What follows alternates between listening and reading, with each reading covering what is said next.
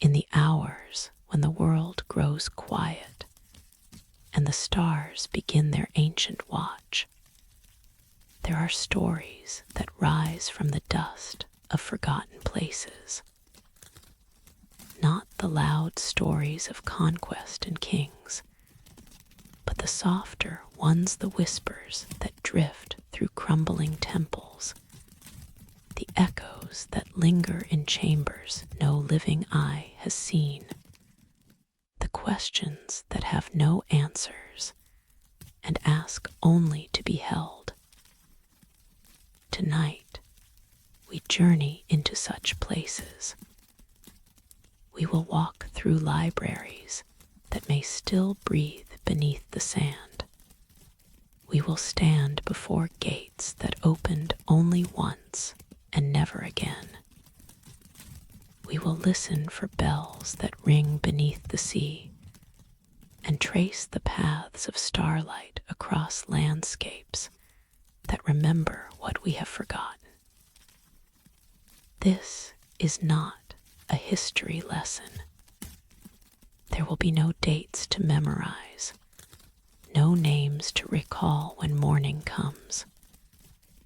This is something older, a pilgrimage through the sacred and the lost, a meditation on mystery itself. We seek not to solve, but to wonder, not to know, but to feel the weight of all that remains unknown. Let your breath slow now. Let the concerns of the waking world drift away like clouds passing before the moon. The night is deep, and the stories are patient. They have waited centuries for someone to listen. They can wait a few moments more while you settle into stillness. When you are ready, when the silence feels soft against your skin, and your eyes have grown heavy with the coming of dreams, we will begin. We will descend into the lost city of eternal silence.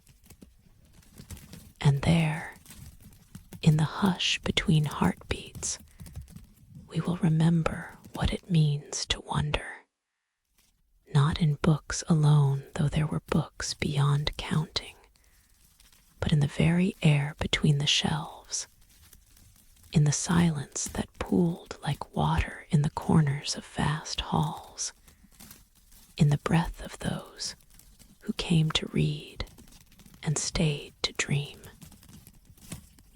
It is said that when you entered this place, you could feel the weight of everything humanity had ever thought pressing gently against your skin, like the warmth of a sun that had set long ago, but whose light still traveled toward you across the dark. This was the library of Alexandria, or rather, this is the memory of it, a memory wrapped in myth, veiled in centuries of forgetting, buried beneath the sand and salt of a world that has moved on, but never quite let go. Close your eyes now, and let us descend together into that ancient place, not as scholars seeking facts, but as dreamers following a single flame through corridors that may no longer exist, or that may exist still, somewhere beneath the silence, waiting. We begin not with the library itself, but with a single scroll. Imagine it unrolled by candlelight in a chamber of pale stone. The papyrus is the color of honey, aged to a golden translucence, and its edges tremble faintly in the breath of the flame, like the wings of a moth drawn to something it cannot name. Upon its surface, Words have been inscribed in ink made from lamp soot and gum, each letter placed with the care of a prayer. What wisdom does it hold? We do not know. Perhaps a poem, perhaps a formula for medicine, perhaps a name, just a name that someone wished never to be forgotten. This is where we enter. Through the small gate, the quiet threshold, not through grand columns or marble steps, but through this fragile thing, a single record of a single thought, preserved across millennia by hands we will never see. And from here, the question rises like smoke. What happens to knowledge when it is forgotten? Does it vanish into nothing, as though it never was? Or does it simply wait patient, silent, curled like a seed in darkness, for someone to remember how to listen? The Library of Alexandria was founded in the 3rd century before the Common Era, in a city built by a conqueror, but shaped by dreamers. It is said that Ptolemy I, successor to Alexander, wished to gather all the knowledge of the world beneath one roof. Every ship that entered the harbor was searched for scrolls, and any texts found were copied, or sometimes kept for the library's collection. Scholars came from every corner of the ancient world, from Greece and Persia, from India and the lands beyond. They came to read. They came to argue. They came to sit in silence with thoughts older than their grandmothers' grandmothers, and to feel, perhaps, that they were part of something vaster than themselves. Whispers tell us there were 700,000 scrolls at its height, perhaps more. The number matters less than the weight of it, the impossible, sacred weight of so much knowing gathered in one place, breathing together like a living thing. And the library did breathe. This is what the poets said, what the visitors wrote in letters home, what the scholars murmured to one another in the amber light of oil lamps. The air itself was thick with memory. The dust that drifted through the shafts of sunlight was not merely dust, it was the residue of words, the particles of thought released each time a scroll was opened, each time a page was turned. To walk through those halls was to inhale the dreams of 1,000 generations. The floors were cool stone, and it is said that the scholars walked barefoot so as not to disturb the silence. There were no loud voices here, no arguments that rose above a whisper, only the soft turning of papyrus, the scratch of reed pens, the occasional sigh of someone encountering a truth so beautiful it could not be contained. Cedar oil perfumed the air, used to preserve the scrolls from insects and decay, and beneath it, the faint salt breeze from the harbor, where the lighthouse stood watch over the waters, and the library stood watch over the mind. so history tells us it was lost. But here, in the hush of this midnight hour, we will not speak of fire. We will not speak of soldiers or accidents, or the slow crumbling of empires that no longer remembered what they had been given to protect. These stories exist, and they may be true, but they are not the only stories. Some say the library never truly burned. Some say it sank like a temple into water, like a secret returning to the deep from which all secrets come. Beneath the harbor of Alexandria, they whisper, beneath the silt and the centuries, the scrolls remain preserved in salt, in silence, in the eternal moonlight that filters through the waves. The fish swim through reading rooms where philosophers once debated the nature of the soul. The currents turn pages that have not been read in 2,000 years. We do not confirm this.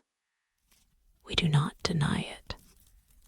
We only hold the image gently, as one holds a candle against the dark, not to illuminate everything, but to remind ourselves that there is more to see than what the light reveals.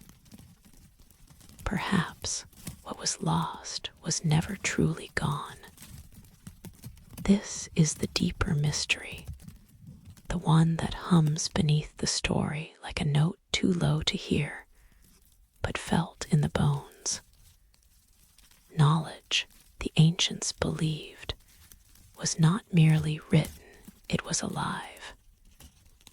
It moved through the world like breath, like wind, like the unseen threads that connect the stars. To write something down was to give it a body, a temporary form. But the knowing itself existed before and after, independent of the page. If this is true, then the burning of a library is not the death of wisdom, only the release of it. The words return to the air. The thoughts return to the silence from which they came. And they wait there, patient as stone, until someone learns again how to listen. Beneath the silence of this world, how much forgotten truth still hums. How many cures, how many poems, how many names of gods we no longer remember, all of it suspended in the space between breaths, in the pause between heartbeats, in the darkness just before sleep. Let us rest now in that darkness. Imagine a chamber deep beneath the earth, or deep beneath the sea, where a single candle still burns. No one has entered this room for 1,000 years. The air is still. The scrolls are neatly arranged on shelves of ancient wood, their surfaces untouched by time, as though waiting for a reader who has not yet been born. The candle does not flicker. It does not waver. It burns with a light that seems to come from within, as though the flame itself is a kind of memory, a small, persistent knowing that refuses to be forgotten. This is the library that breathed beneath the sand, not the building, which may be rubble, not the scrolls, which may be ash, but the idea of it, the sacred hope that somewhere, somehow, everything we have ever learned is still preserved, still patient, still holding the light. And perhaps it is. Perhaps, in the deepest chambers of the world, in the quietest corners of the night, in the spaces between our thoughts, where silence lives and breathes, the library remains. Not lost, only waiting, waiting for us to remember, waiting for us to listen, waiting for us to close our eyes and find our way back to those amber halls where the dust of ancient words still drifts through shafts of golden light, and the air itself is thick with the weight of all we have forgotten, and all we might one day remember again. Sleep now. The scrolls will keep. The candle will burn. And somewhere beneath the sand, beneath the sea, beneath the silence, the library breathes on. And so the first chapter closes, like a scroll being gently rolled, like a hand withdrawing from a page too sacred to touch for long. The light dims, the whispers fade, and we drift deeper into the night, where other mysteries await patient, ancient, veiled in shadow, ready to unfold when we are ready to receive them. In the desert of Egypt, where the sand remembers everything and forgets nothing, two colossal figures sit in eternal stillness. They have sat there for more than 3,000 years, watching the sun rise over the Nile, watching empires bloom and crumble, watching the slow procession of humanity pass before them like shadows on water. These are the colossi of Memnon twin statues carved from single blocks of quartzite sandstone, each standing 70 feet tall, each bearing the face of a pharaoh, whose name the Greeks could not pronounce, and so gave him another. Memnon, the Ethiopian king who fell at Troy, the son of the dawn goddess Eos. But this chapter is not about names or dates or the quarries from which the stone was cut. This chapter is about a sound of voice that rose from cracked stone at the first light of morning, a song that no one could explain, a mystery that drew pilgrims from across the ancient world, and then, one day, fell silent forever. Close your eyes. Let the desert wind brush against your skin, and listen. It is said that the statue began to sing after an earthquake. In the year 27 before the Common Era, the earth trembled, and the northern Colossus cracked a deep fissure running through its torso, splitting the stone but not toppling it. And from that wound at dawn, a sound emerged. Travelers described it differently. Some said it was a whistle, high and thin, like wind through a broken flute. Others said it was a hum, low and resonant, like the voice of the earth itself waking from sleep. Still others said it was a cry mournful, beautiful, human, as though the stone were grieving for something it had lost.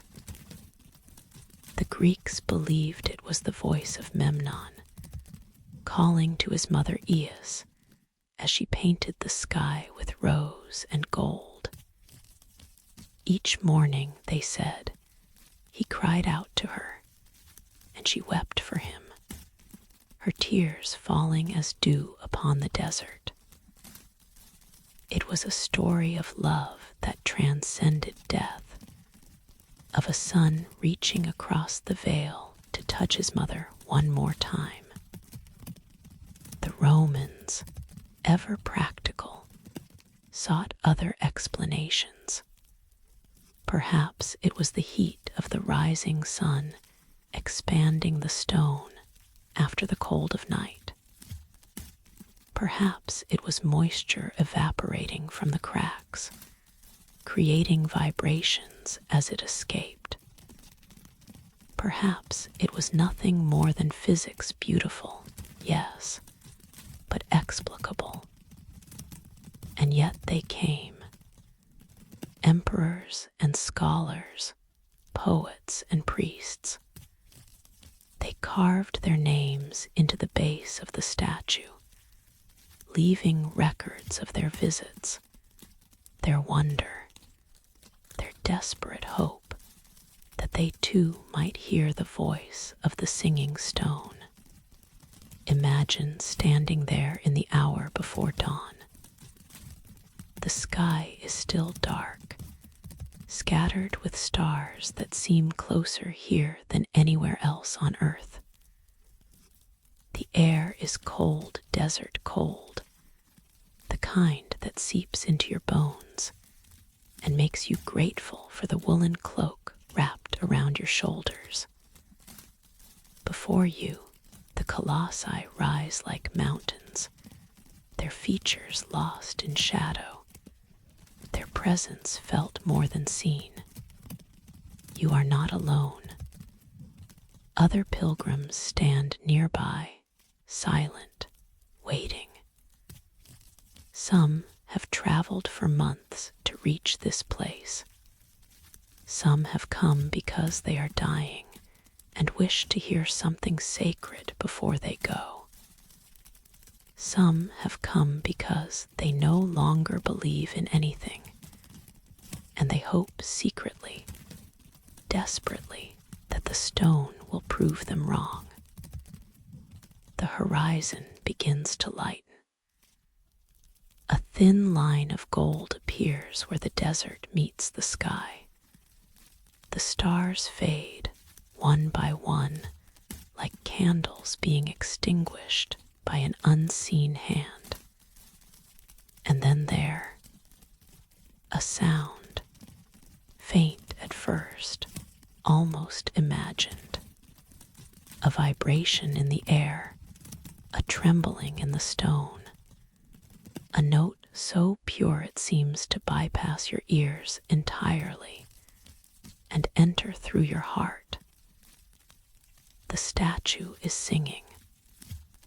What did it mean, this song from cracked stone?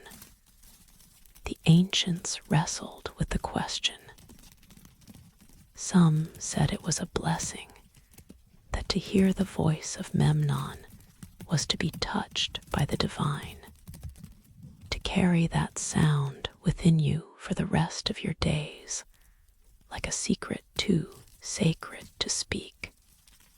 Others said it was a warning, the cry of a fallen hero, reminding the living that even the greatest among us will one day be brought low.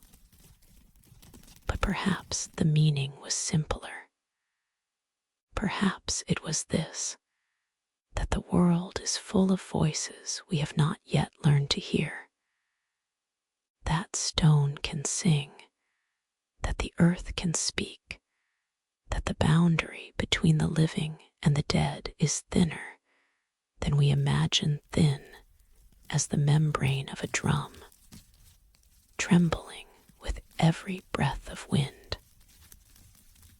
The pilgrims who heard the sound often wept, not from sadness, but from something deeper, a recognition, perhaps, that they were part of something vast and mysterious, something that had been going on long before they were born and would continue long after they were gone. The song connected them to the dawn, to the stone, to all the others who had stood in this same spot and heard this same sound across the centuries. For a moment, they were not alone. For a moment, they were held. And then, in the 3rd century of the Common Era, an emperor came to Egypt. His name was Septimius Severus, and he wished to honor the statue that had drawn so many to this sacred place. He ordered his engineers to repair the cracks, to restore the Colossus to its former glory. They did their work well. The fissures were filled, the stone was made whole, and the statue never sang again. There is something unbearably sad in this, and something unbearably true. The emperor meant well. He wished to heal what was broken, to make beautiful what had been damaged. But in doing so, he silenced the very voice that had made the place sacred. The wound had been the source of the song. The brokenness had been the gift. Perhaps this is why we are drawn to ruins. Not because they are beautiful though they are, but because they speak. Because the cracks let something through that wholeness cannot contain. Because the places where things have broken are the places where light enters, where sound escapes, where the boundary between worlds grows thin enough to cross. The Colossus stands silent now, and has for 1,800 years. The tourists come with their cameras and their guidebooks, and they see only stone impressive, ancient, mute. They do not hear what the pilgrims heard. They do not weep at dawn.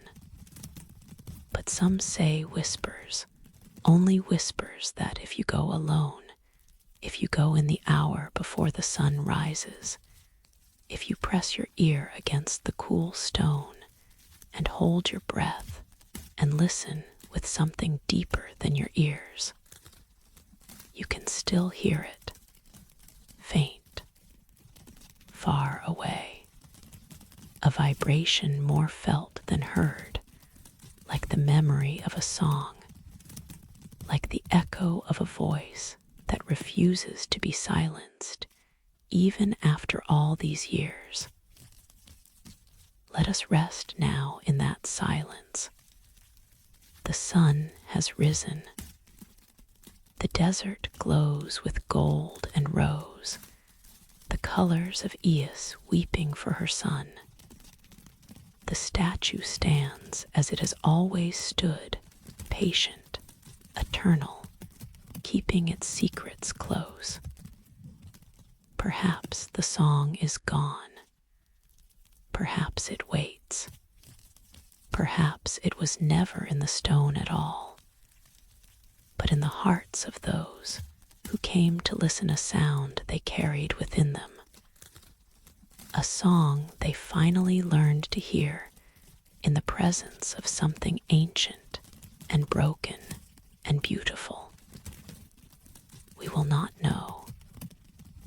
The mystery remains, as all true mysteries must. But tonight, as you drift toward sleep, carry this image with you. A statue at dawn, cracked and singing, calling to a goddess who answers with tears of dew and light. And know that somewhere in the world, even now, there are stones that remember how to speak, if only we remember how to listen. The desert wind sighs. The stars return. And in the silence between heartbeats, something ancient stirs and waits and breathes. High in the mountains of Peru, where the air is thin and the sky presses close against the earth, there is a doorway carved into living rock.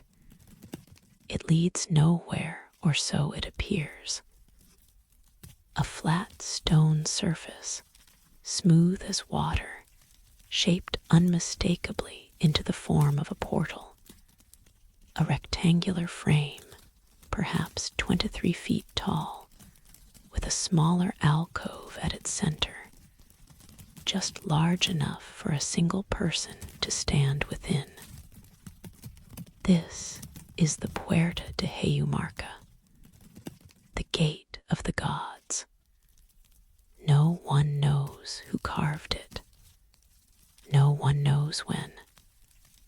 The local people, the Aymara, say it has been there since the beginning of time, that it was old when their ancestors first climbed these mountains, that it was old when the first llamas were tamed, that it was old when the stars themselves were young.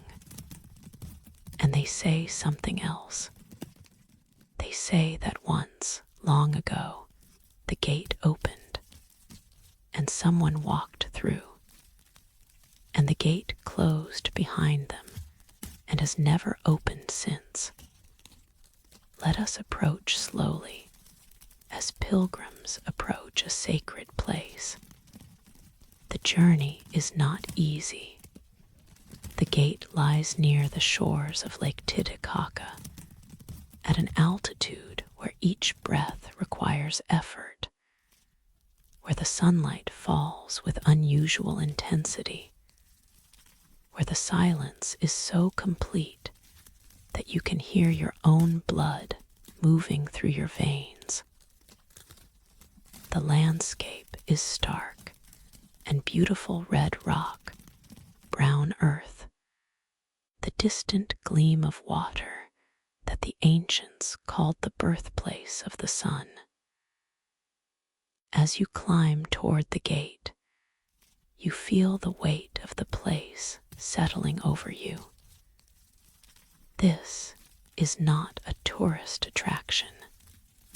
This is not a curiosity to be photographed and forgotten. This is something older, something that does not care whether you believe in it, something that simply is. And then you see it, rising from the rock face like a dream made solid, a doorway to nowhere, a threshold without a room beyond. The stone is smooth, unnaturally so. The edges are precise. Whoever carved this knew exactly what they were doing, and knew, perhaps, things that we have forgotten how to know. The legends speak of Aramu Muru.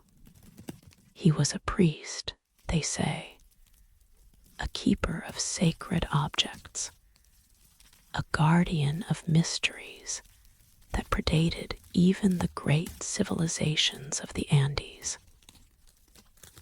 When invaders came, whether from across the sea or from rival kingdoms, the stories do not agree. Aramu Muru fled into the mountains, carrying with him a golden disc that held the power of the gods themselves.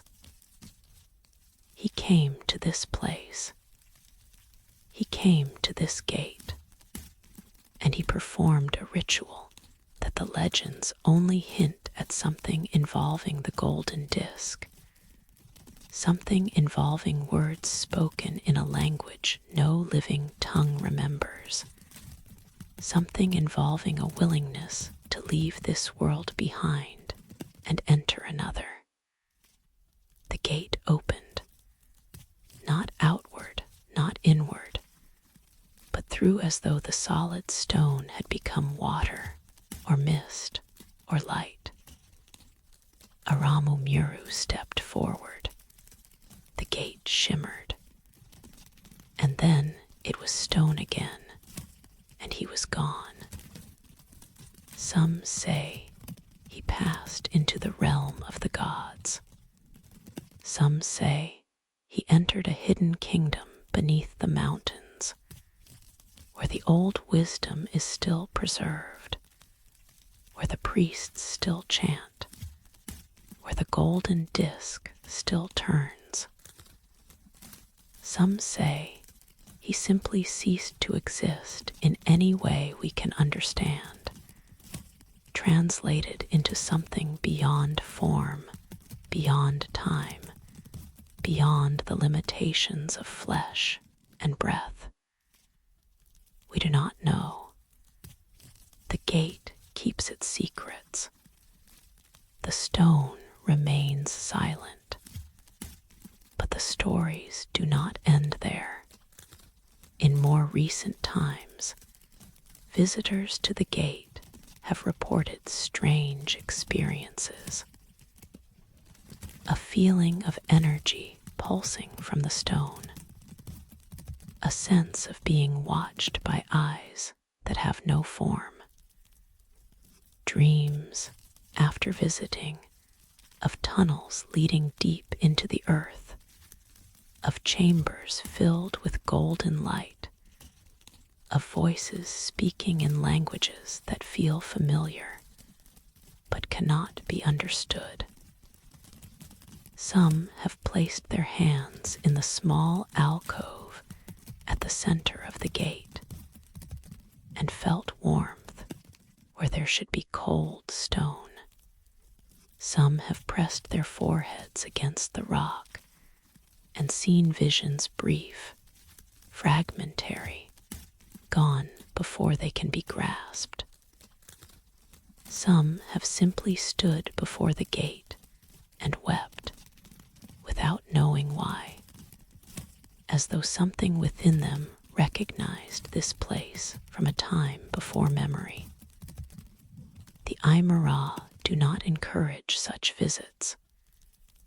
They say the gate is sacred, that it should be approached with reverence, that those who come seeking power or proof will find nothing, while those who come with open hearts may find more than they bargained for. Perhaps they are right. Perhaps the gate responds to intention, to the quality of attention we bring to it. Perhaps it remains closed to those who demand that it open, and opens in its own way, in its own time to those who simply stand before it and wait. What would it mean to step through such a gate? The question is not merely physical. It is spiritual, existential, a question about the nature of boundaries themselves. We live our lives within borders, the border between self and other, between past and future, between the known and the unknown. We build walls to feel safe. We draw lines to feel certain. And yet, somewhere within us, there is a longing to cross over, to see what lies beyond, to discover that the walls were never as solid as they seemed. The gate of the gods stands as a reminder that such crossings may be possible. Not easy, not guaranteed, guaranteed, but possible. Somewhere, sometime, someone stepped through stone and entered another realm. The gate closed behind them, but the gate exists. The possibility remains. Perhaps this is why the gate was carved in the first place, not as a functional doorway, but as a symbol, a reminder that the boundary between worlds is thinner than we think, that the solid rock of reality has hidden doors for those who know how to find them. Or perhaps the legends are literally true. Perhaps the gate did open once and will open again when the time is right, when the ritual is performed, when someone comes bearing the golden disc and the words that unlock stone. We cannot say. The mystery is the point. The uncertainty is the gift. Let us rest now before the gate. The sun is setting over Lake Titicaca, painting the water with colors that have no names in any language we speak. The air grows cold. The stars begin to emerge, first one, then dozens, then thousands, the same stars that shone when Aramu Muru stood in this very spot, preparing to leave everything he knew behind. The gate stands silent, patient, carved into the mountain like a question that expects no answer. Its surface gleams faintly in the fading light. The alcove at its center is dark, empty, waiting. If you could step through, would you? If the stone shimmered and softened and opened before you, revealing a tunnel of golden light leading to realms unknown, would you walk forward? Would you leave this world with all its sorrows and all its sweetness for something utterly other? We do not need to answer.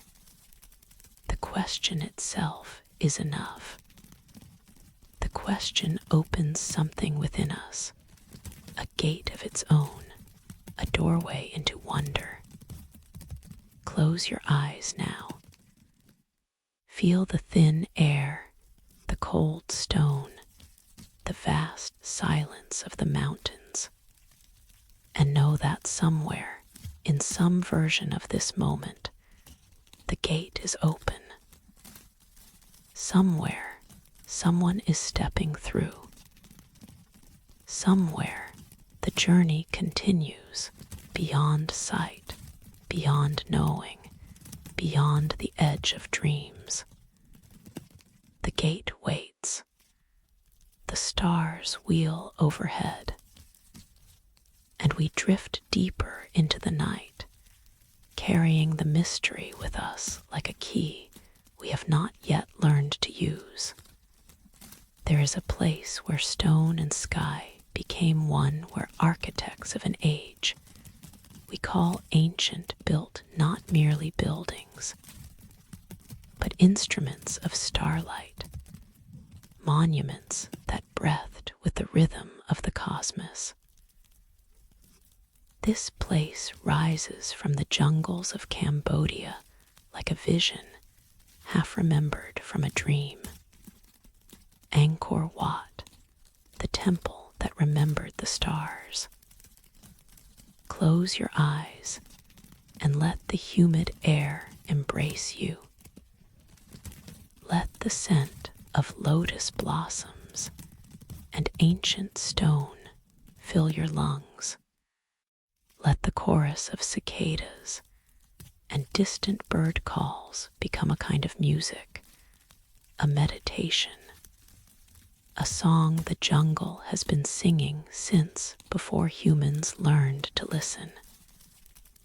We are entering sacred ground, not as tourists, but as pilgrims, not to see, but to feel, not to understand, but to wonder.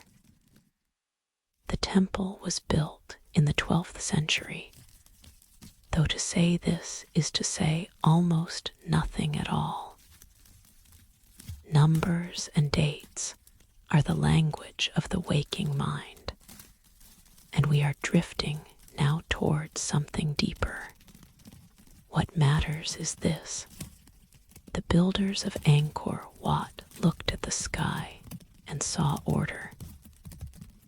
They saw patterns in the wheeling of stars, rhythms in the rising of planets, a vast celestial clock that marked not merely hours and seasons, but ages, eons, the breath of eternity itself. And they decided to capture that order in stone. The temple is oriented with extraordinary precision. Its western entrance aligns with the setting sun on the spring equinox. Its towers mirror the constellation that Western astronomers call Draco the Dragon, that coils around the northern pole of the sky. Its corridors and chambers are positioned so that, at specific moments on specific days, shafts of light penetrate the darkness and illuminate the faces of gods. This is not accident. This is not coincidence. This is intention profound, patient, spanning generations of builders who would never live to see their work completed. Imagine the temple at dawn. The jungle is waking. Mist rises from the moat that surrounds the complex like a protective embrace, turning the air silver and gold. The 5 towers of the central sanctuary emerge from the haze, like mountains from clouds, like the peaks of Mount Meru, the sacred mountain at the center of the universe, which the temple was designed to represent. You approach along the western causeway, a bridge of stone stretching across the water. The air is thick with humidity, with the perfume of flowers you cannot name, with the sense of something vast and ancient watching your approach. Each step brings you closer to the outer wall, then through the entrance gate, then into the first enclosure, where galleries stretch in every direction, their walls covered with carvings so intricate they seem to move in the shifting light. The carvings tell stories. Here, the churning of the cosmic ocean gods and demons pulling a serpent wrapped around a mountain, generating the elixir of immortality. There, the army of a king marching to war, each soldier distinct, each elephant detailed, each spear and shield rendered with impossible precision. And here, the heavens and hells the rewards of the righteous, the punishments of the wicked, the endless cycle of death and rebirth that the temple both depicts and transcends. But the true wonder is not in the carvings.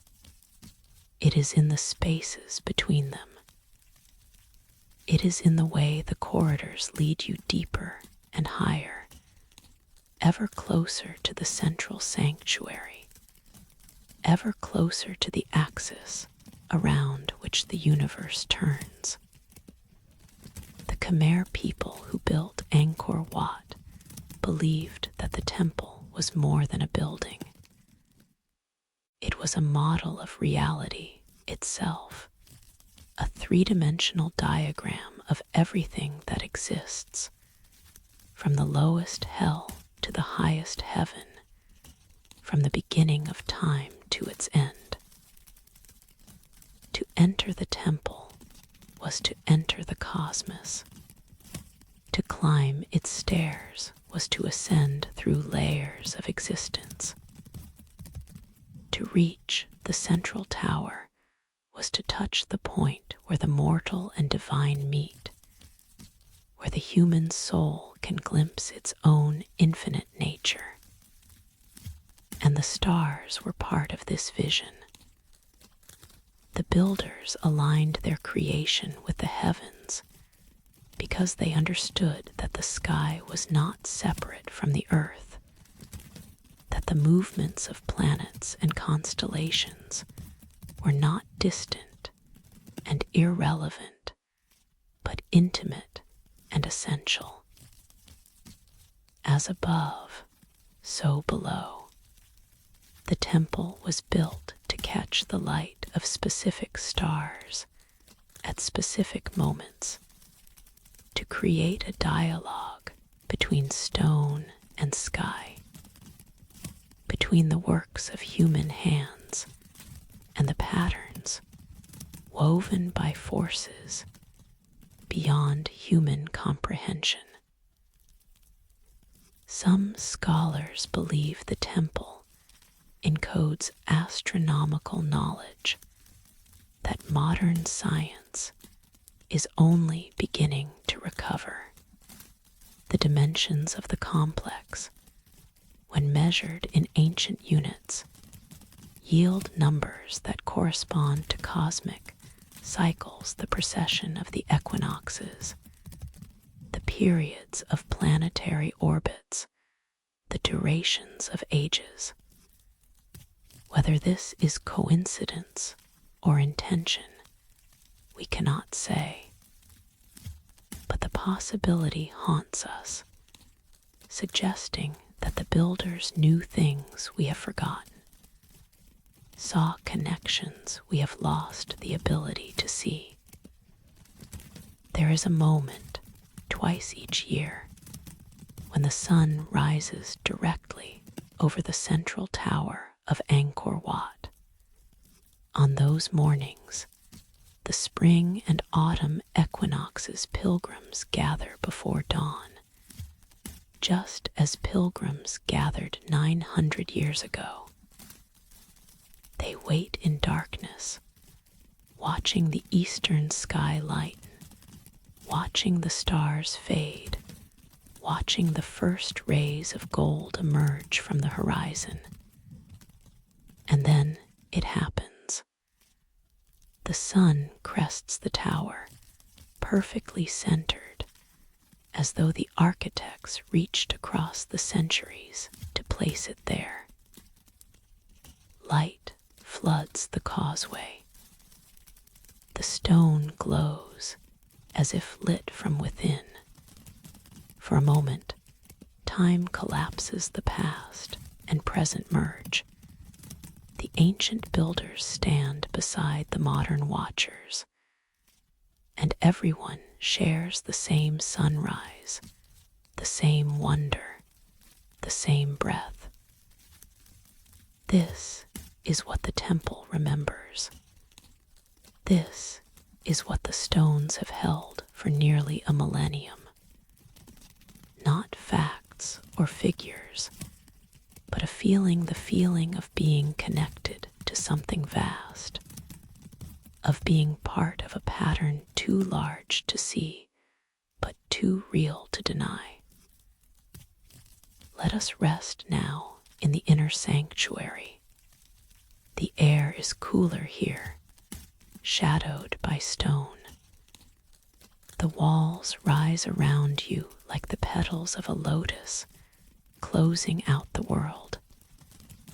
Somewhere above, through a shaft too narrow to climb, a single star is visible even now, even in daylight, a point of light that the builders captured for reasons we can only guess. The temple does not ask you to understand. It asks only that you feel, that you let the weight of ages settle over you like a blessing, that you remember, even for a moment, that you are part of something larger than yourself, that your breath is the breath of stars, that your heartbeat echoes the rhythm of the cosmos, that the same forces that shaped the heavens shaped you. Close your eyes. Feel the stone beneath your feet, cool and solid, placed there by hands that crumbled to dust centuries ago. Feel the air, thick with the memory of incense and prayer. Feel the silence, not empty, but full of all the pilgrims who came before, all the prayers that were offered, all the wonder that was felt. The temple remembers the stars, and tonight, as you drift toward sleep, the stars remember you. There is a city that appears on no modern map, a city spoken of in fragments, glimpsed in the margins of ancient manuscripts, whispered about in the tents of Bedouins who cross the endless sands. Its name, when spoken, sounds like wind through abandoned palaces. Iram, Iram of the Pillars, the city that God himself, it is said, erased from the face of the earth. Tonight, we wander toward that lost place, not to find it, for it cannot be found, but to feel the shape of its absence, the weight of its memory, the longing that its story leaves behind. Close your eyes. Let the desert wind rise around you. Let the sand whisper its secrets, and let us follow a path that may lead nowhere, or everywhere, or to the very edge of dreams. The story begins, as many stories do, with pride. The king who built Iram wished to create a paradise on earth.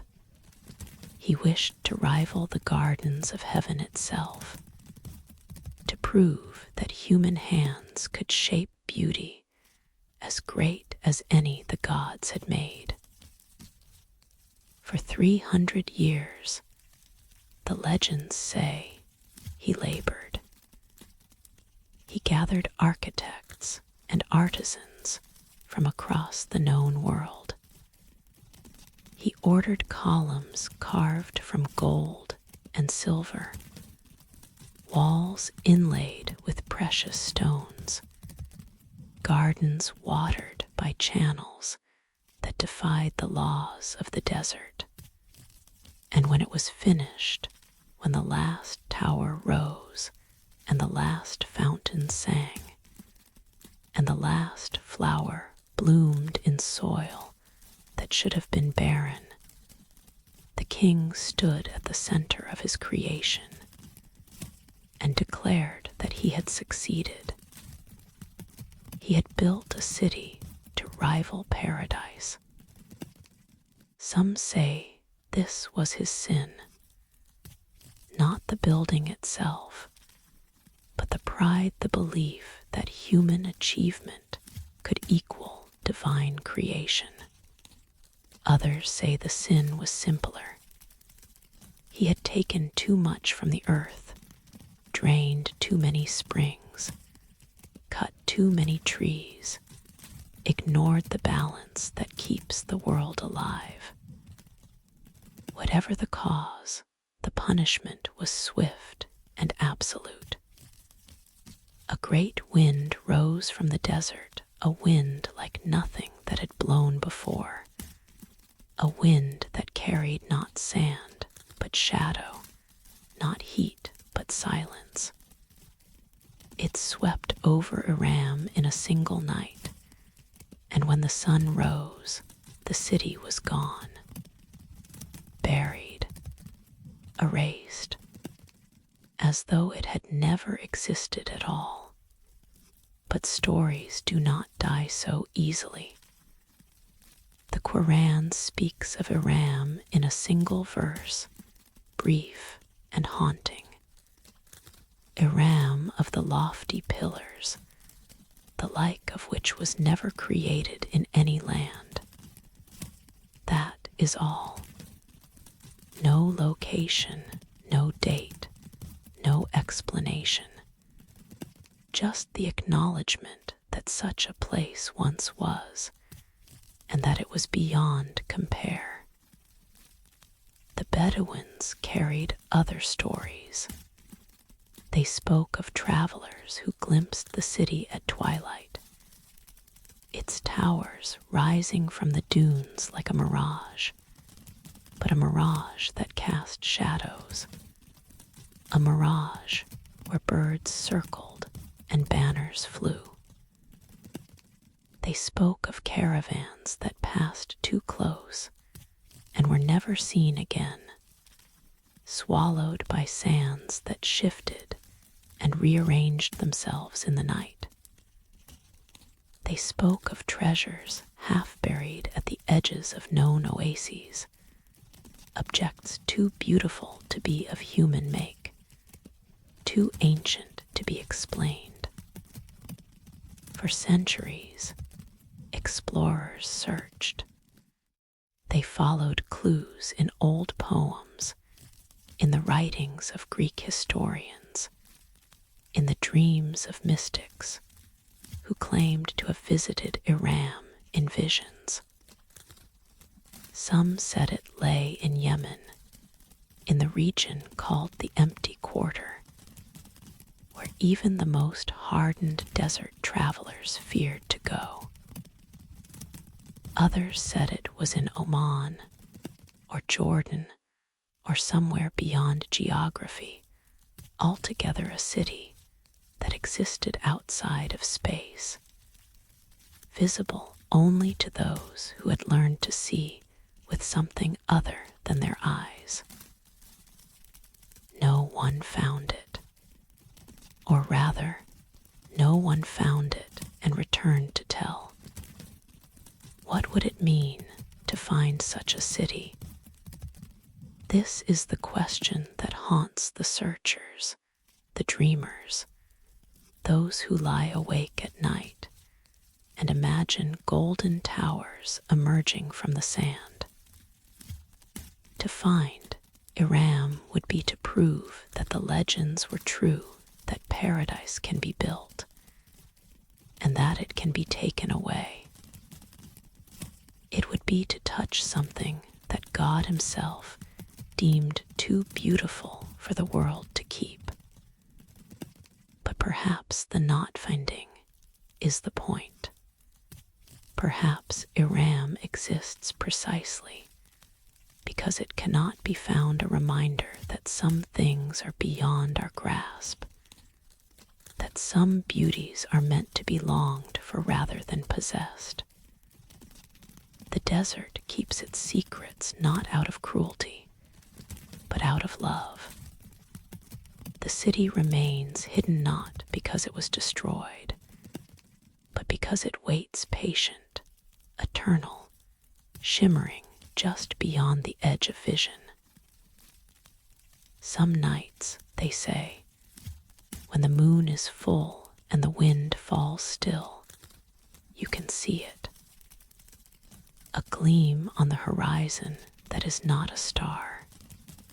A shape that might be towers, might be palms, might be nothing at all. If you walk toward it, it recedes. If you stand still, it draws closer. And if you close your eyes and listen, you can hear faintly, distantly, like music from a room at the end of a long corridor, the sound of fountains and laughter and the singing of birds that have no names. Let us rest now at the edge of the empty quarter. The sun has set. The sand, which burned gold and orange just moments ago, has turned silver in the moonlight. The sky is vast and black and scattered with stars, so bright they seem close enough to touch. The silence is absolute, the kind of silence that fills you rather than empties you, that makes you aware of your own heartbeat, your own breath, the small miracle of your own existence. Somewhere out there, beneath the dunes or beyond the horizon, or in a fold of space that our maps cannot measure, Iram waits. The city that faded with the moonlight, the paradise that was taken, the dream that refuses to die. You do not need to find it. You do not need to prove it exists. You only need to feel the shape of its absence, the ache, the longing, the strange comfort of knowing that somewhere, somehow, beauty beyond imagination was once made real. Close your eyes.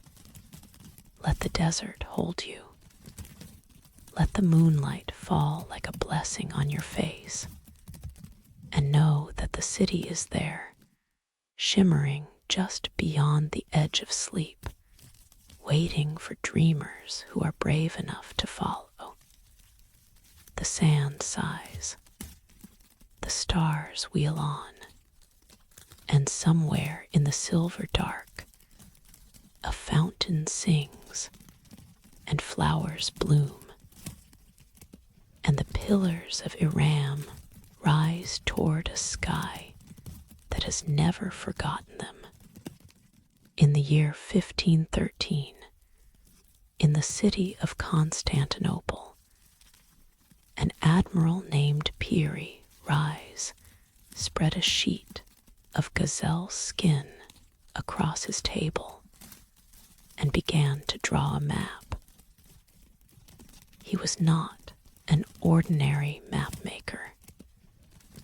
He was a navigator, a scholar, a man who had sailed the seas of the Ottoman Empire and studied the charts of civilizations far older than his own. He had access to sources that have since been lost: ancient Greek maps, Arab sea charts, documents that Columbus himself had drawn, and others whose origins he described only in riddles. When the map was finished, it showed something that should have been impossible. It depicted coastlines that would not be explored for centuries. It rendered mountains that would not be charted for decades. And in its lower corner, it showed a continent Antarctica, not as the ice-covered mystery we know today, but as it appeared beneath the glaciers, a landmass free of ice, with rivers and inlets and features that modern satellite imaging has only recently confirmed. How did he know? What did he see? What older maps did he copy? And who made them? And when? And how? Close your eyes. Let us unfold that ancient parchment together and trace its impossible lines into the shadow. The map came to light in 1929, discovered in the Topkapi Palace during a renovation. For years, it was dismissed as a curiosity, a skillful but unremarkable piece of 16th century cartography. But then scholars looked closer. They measured, they compared, and they began to ask questions that had no comfortable answers. The coastline of South America was rendered with surprising accuracy more accurate, in some ways, than maps made 200 years later. The Caribbean islands were positioned correctly relative to one another and to the mainland. And Antarctica, which would not be officially discovered until 1818, more than 300 years after Peary Rise drew his map, appeared in recognizable form, complete with details that could only be seen if one could peer beneath miles of ice. Peary Rise himself offered clues. In notes written on the map's margins, he explained that he had compiled his work from approximately 20 source charts, including maps dating back to the time of Alexander the Great. Some of these sources, he wrote, were ancient, older than memory, older than history, preserved through centuries of copying and recopying by scholars who may not have fully understood what they held. What were these sources? Who made them? And how did ancient cartographers, whoever they were, know the shape of a continent that would remain hidden under ice for millennia? The questions lead us into shadow.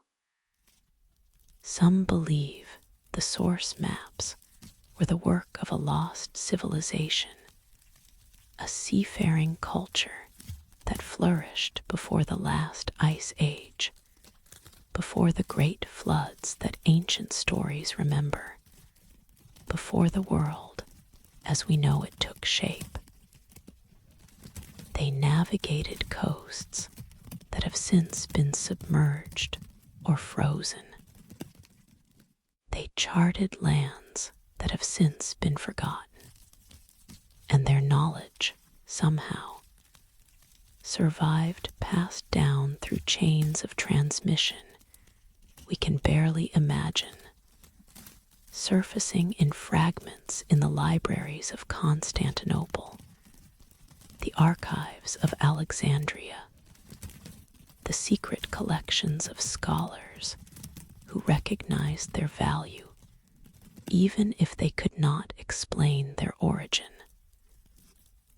Others offer more cautious explanations. Perhaps Peary Rise extrapolated.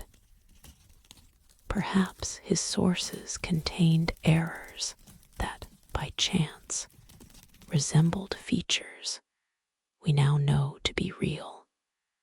Perhaps the correlation between his map and modern geography is coincidence meaningful to us, but meaningless in truth. We do not know. The source maps are gone, if they ever existed. The chain of transmission is broken. We are left only with the map itself, rolled and stored in a palace, holding its secrets close for 400 years. But let us not argue. Let us simply look. Imagine the parchment spread before you in candlelight. The ink has faded to brown, but the lines are still clear coastlines curving like the edges of a dream. Compass roses pointing to directions that may no longer exist. Sea monsters and ships decorating the empty spaces where the mapmaker's knowledge ended and imagination began. Run your finger along the coast of South America. Feel the shape of Brazil, the curve of the coastline, the rivers emptying into the sea. Now move south, past the tip of the continent, into waters that Peary Rise marked as unknown, but drew anyway, guided by sources he never named. And there is Antarctica, or something like it, a coast that shouldn't be there, drawn by a hand that shouldn't have known. Look closely. See the bays and the headlands. See the mountains that rise from the shore. See the rivers that have not flowed for 12,000 years, buried now under miles of ice, but marked on this map as clearly as if the cartographer had sailed their waters himself. What does it mean to hold knowledge we cannot explain? This is the deeper question, the one the map whispers if we are quiet enough to hear. Our world is full of things we do not understand, artifacts that predate the civilizations we thought were first, structures that require technologies we thought were later, knowledge that appears in places and times where, according to our histories, it should not exist. We can dismiss these anomalies. We can explain them away. We can fold them into comfortable narratives that leave our understanding undisturbed. Or we can sit with them in the candlelight. We can let the mystery remain unresolved. We can admit that the past is deeper than we know, that the story of humanity may have chapters we have not yet learned to read, that the map is not the territory, and our histories are not the whole truth. The Peary Rise map does not prove anything. It only suggests. It only wonders. It only asks, what if? Let us rest now with that question. The candle gutters. The parchment is rolled and sealed, placed back in its drawer, returned to the silence from which it came. For another 400 years, perhaps, it will wait holding its lines, keeping its secrets, patient as stone. But the question remains, floating in the darkness like a single point of light. Who made the source maps? How did they know? What else did they know that we have forgotten, that we have not yet remembered, that waits to be discovered in archives and palaces and the margins of ancient texts?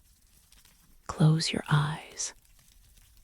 Let the map fade, but carry the question with you as you drift toward sleep, a small, bright thing. A compass rose pointing toward mysteries not yet solved, toward lands not yet charted, toward shadows that may yet yield their secrets to those who are patient and humble and willing to wonder. The ink dries, the parchment curls, and somewhere in the dark, the ancient cartographers watch and wait, their hands still steady, their eyes still seeing shores that time has hidden from the rest of us. Off the coast of Wales, where the land crumbles into the Irish Sea, and the water holds more secrets than the sky, fishermen speak in hushed voices of a sound they sometimes hear at twilight. A tolling, low and slow, rising from beneath the waves. A bell, they say. The bell of a church that has not stood above water for 1,000 years. This is the legend of Cantrair, Gwaelod the Sunken Hundred, a kingdom that once flourished in a land that is now only sea, a kingdom lost in a single night when a watchman forgot his duty, when the waves came rushing through gates left open, when an entire civilization slipped beneath the tide and into the realm of memory.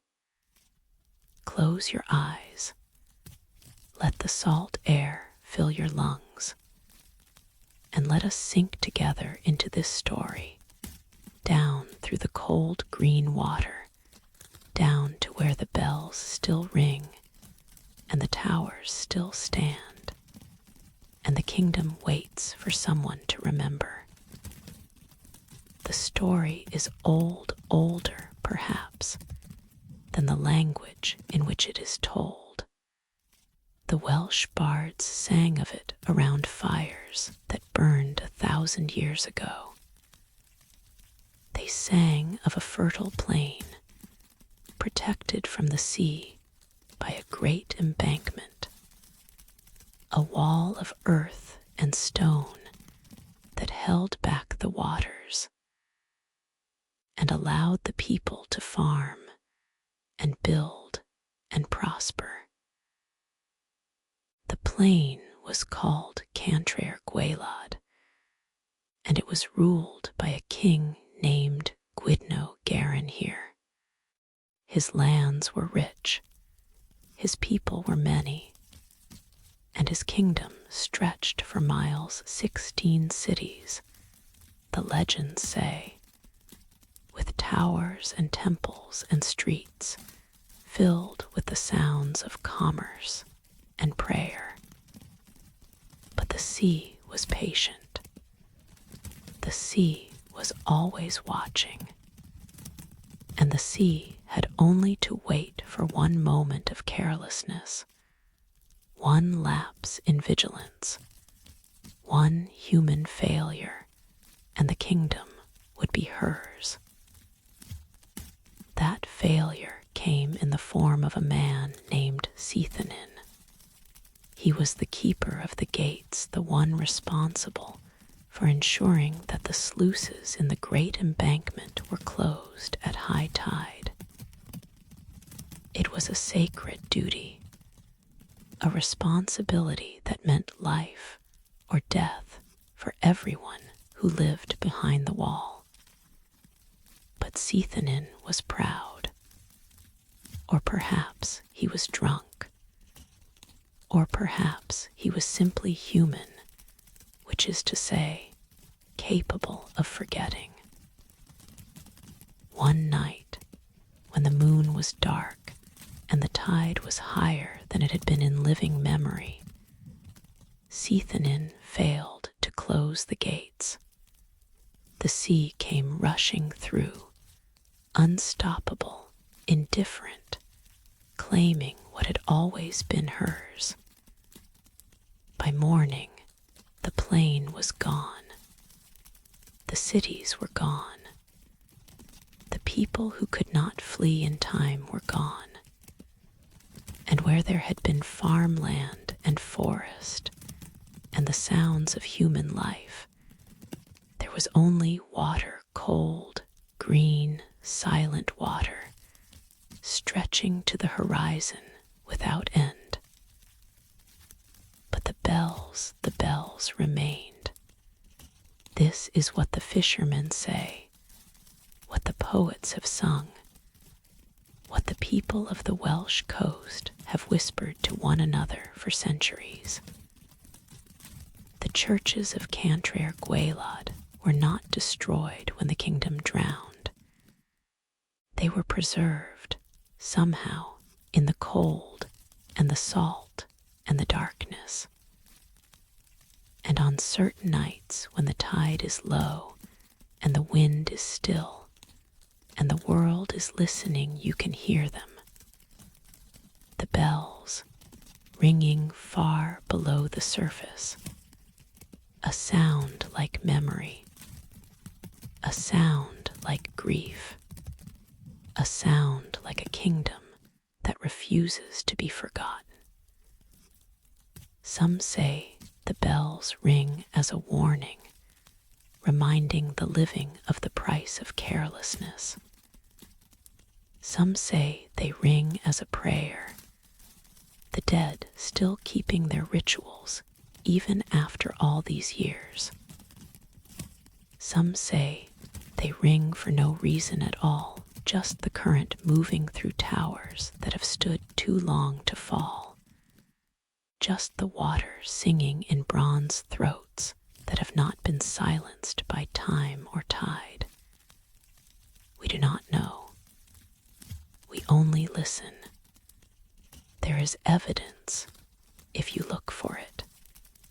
At low tide, along the coast of Cardigan Bay, stone causeways and the stumps of ancient trees emerge from the sand remnants of a forest that grew before the water came. Divers have found traces of human habitation, walls, tools, the bones of animals that were never meant to live in the sea. The legends, it seems, are not entirely legend. Something was there before the water claimed it. Something is there still. But the bells are harder to prove.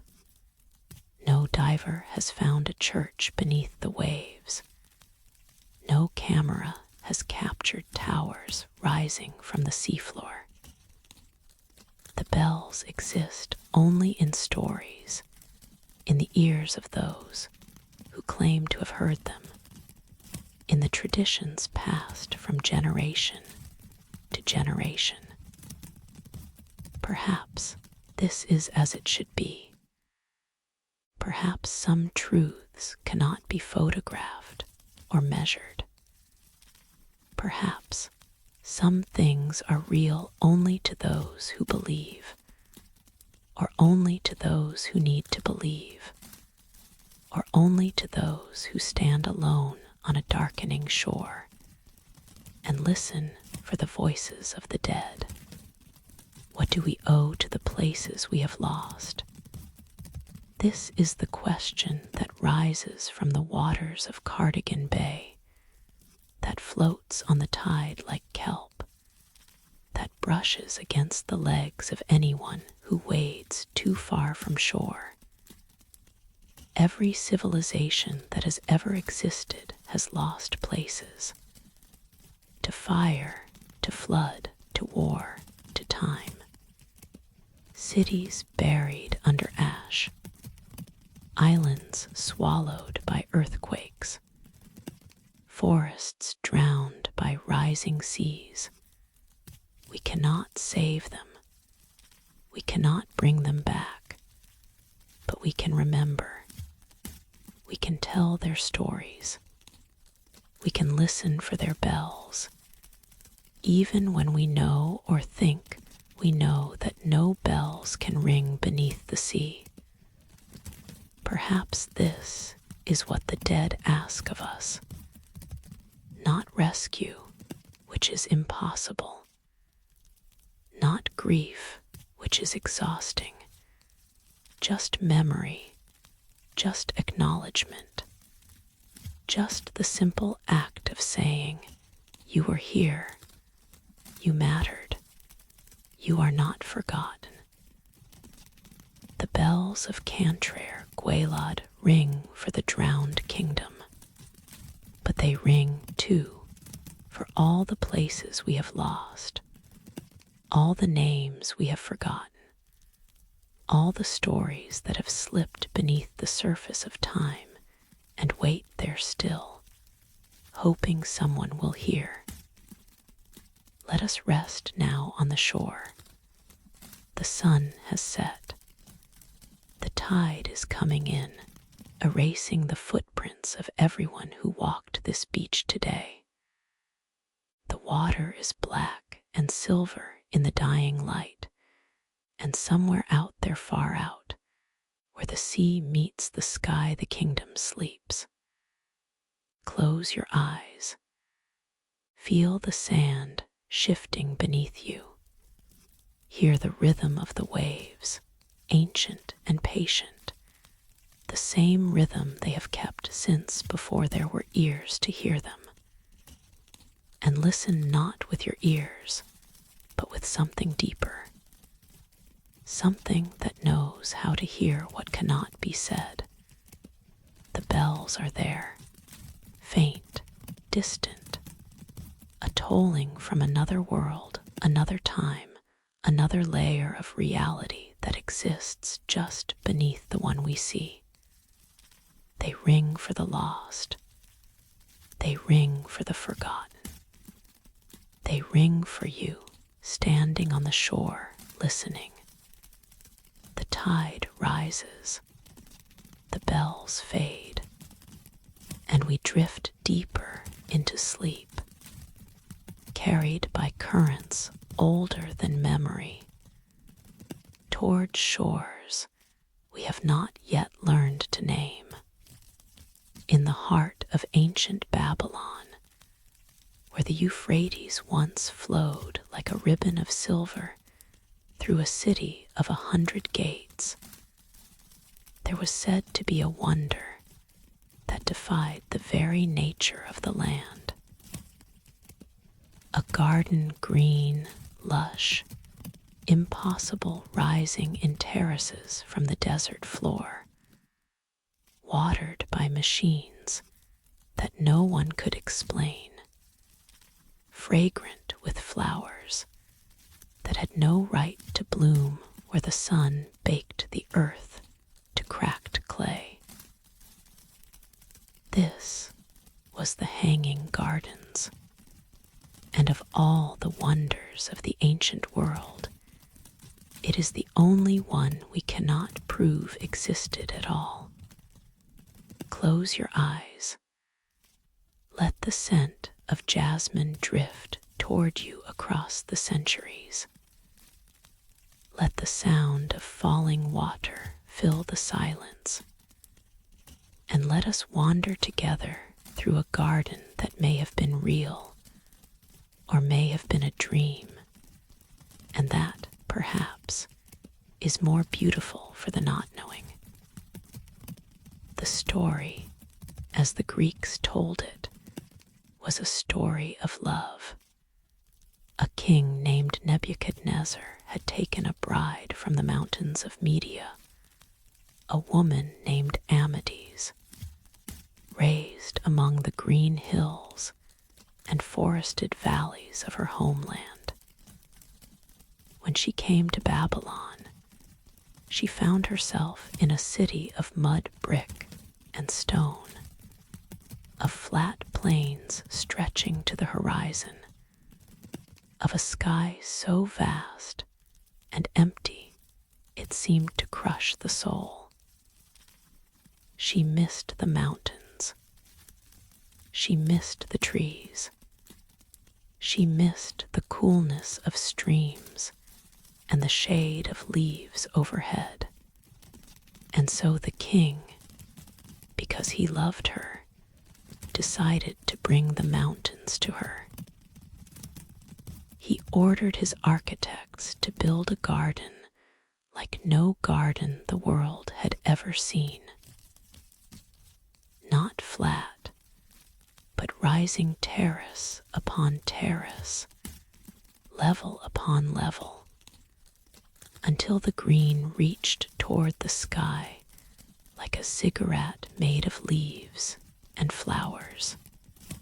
He ordered engineers to devise systems that would carry water from the river to the heights of the garden pumps and channels and waterfalls that kept the soil moist and the plants alive, even under the brutal Mesopotamian sun. The work took years, perhaps decades. Resources were gathered from across the empire, trees from Lebanon, flowers from Persia, seeds from lands whose names the Babylonians did not know. The finest gardeners were brought to tend the plants, the finest masons to build the terraces, the finest mechanics to maintain the systems that kept water flowing against gravity itself. And when it was finished, the queen climbed to the highest level and looked out over a landscape that reminded her, at last, of home. But did it exist? This is the question that haunts the garden, that clings to it like mist on morning leaves. No archaeological evidence has ever been found, no terrace foundations, no irrigation channels, no remains of the elaborate engineering that such a structure would require. The Babylonian records, meticulous in so many things, do not mention it.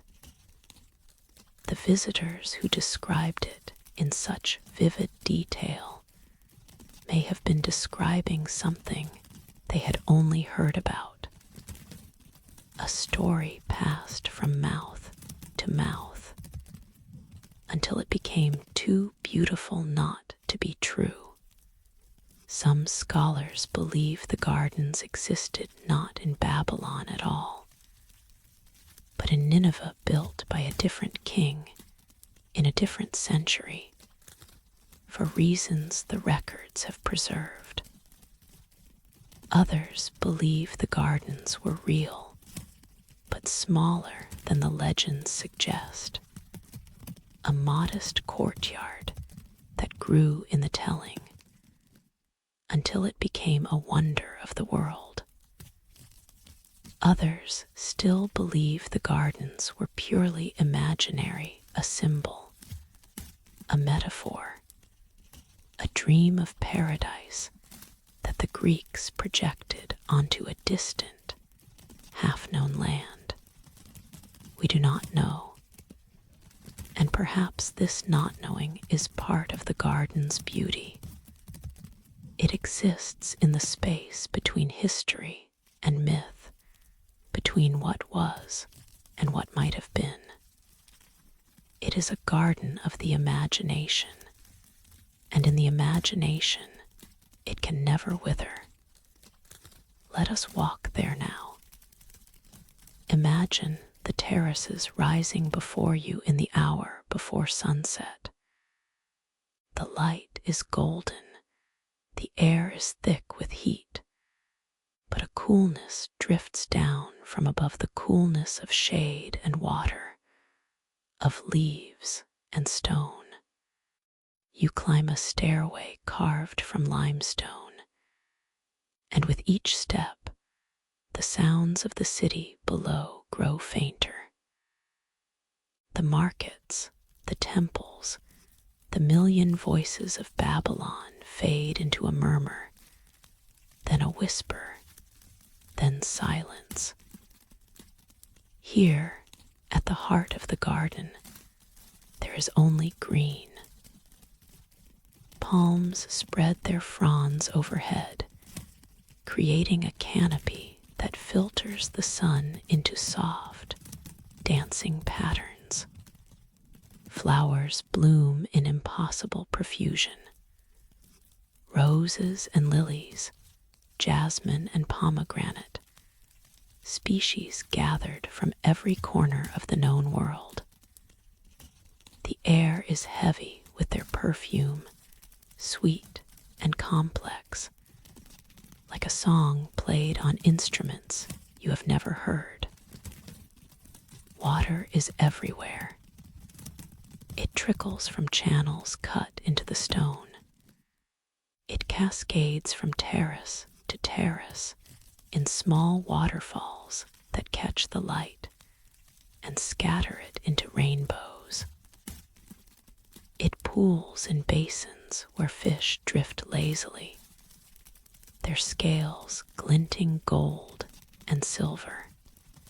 The sound of water is constant, a gentle, ceaseless music that washes away thought and leaves only feeling. And somewhere, perhaps, the queen sits on a bench carved from cedar, looking out over her impossible garden, feeling the breeze from the mountains she will never see again, and knowing that she is loved. What does it mean to build a garden for someone you love? The question is not about engineering or horticulture. It is about devotion, the willingness to reshape the world itself for the sake of another's happiness. Nebuchadnezzar, if the legends are true, looked at the desert and said, "This is not enough." He looked at the limits of what was possible and said, "I will exceed them." He looked at his wife's sorrow and said, "I will build something to heal it, even if it takes the rest of my life." This is what we long for, perhaps not the garden itself, but the love that would imagine such a garden. The love that says, "I see your pain, and I will move mountains to ease it. I will bring water to the desert. I will coax flowers from stone. I will make the impossible possible because you are worth it." The garden may never have existed, but the longing that imagined it is real. And in that longing, the garden blooms still in stories, in dreams, in the quiet corners of the heart where we keep our visions of paradise. Let us rest now in the shade. The sun is setting over Babylon. The sky turns to flame, then to rose, then to violet. The garden darkens around you, but the water keeps singing, and the flowers keep releasing their perfume into the cooling air. Close your eyes. Feel the stone beneath your feet, worn smooth by the steps of gardeners and queens. Feel the mist from the waterfalls on your skin. Feel the presence of love ancient, patient, enduring surrounding you like the walls of a sanctuary. The garden may be gone. The terraces may be dust. The flowers may be memory. The water may have returned to the river long ago. But here, in the darkness behind your eyelids, the garden remains, green and impossible and beautiful beyond words. Sleep now. Let the garden hold you. Let the waterfalls sing you toward dreams.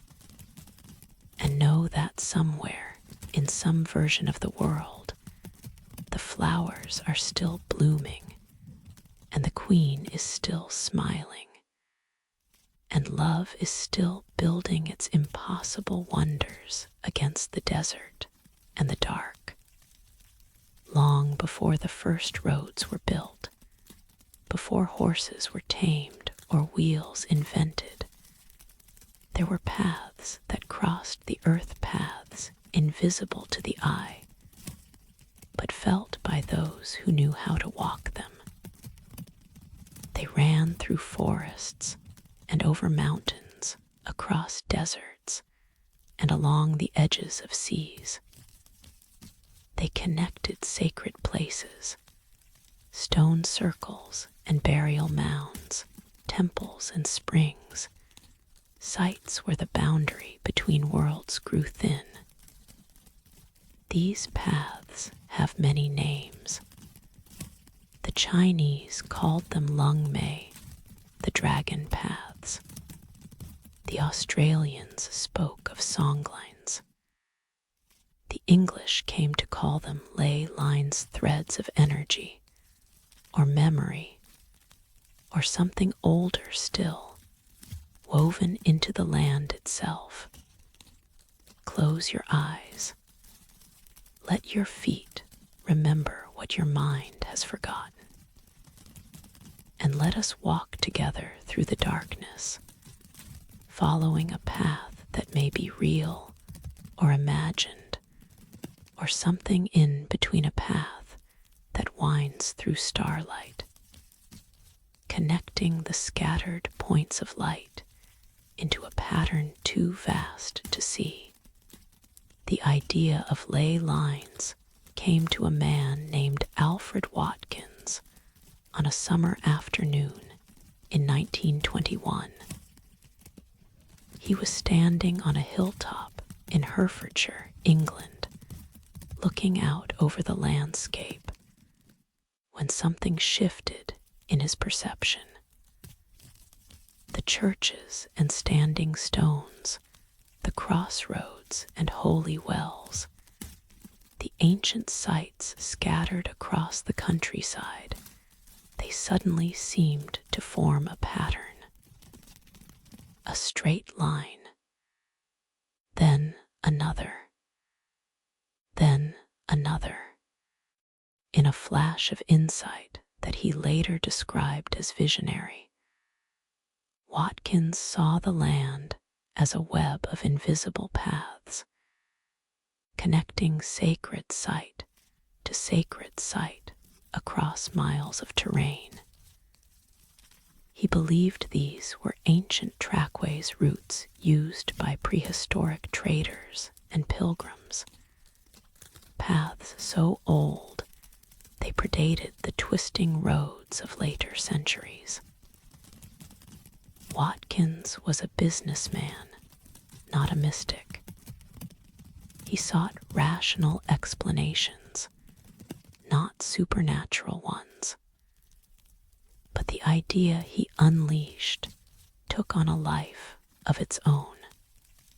Others came after him, who saw in ley lines something deeper than trade routes, channels of earth energy, flows of spiritual power, alignments with celestial bodies that suggested a knowledge far beyond what we attribute to ancient peoples. Were they right? Were any of them right? We do not know. But the possibility haunts the landscape, whispering from stone circles, humming in the stillness of ancient groves. Consider the alignments. Stonehenge, that great ring of standing stones on Salisbury Plain, is aligned with the sunrise sunrise on the summer solstice and the sunset on the winter solstice. This is well known, well measured, undeniable. But some researchers have gone further, drawing lines from Stonehenge to other monuments to Avebury, to Glastonbury Tor, to sites scattered across Britain, and finding that these lines, extended, point to still other sites, creating a web that covers the land. The pyramids of Giza are aligned with the stars of Orion's belt. This too is well known, well measured, undeniable.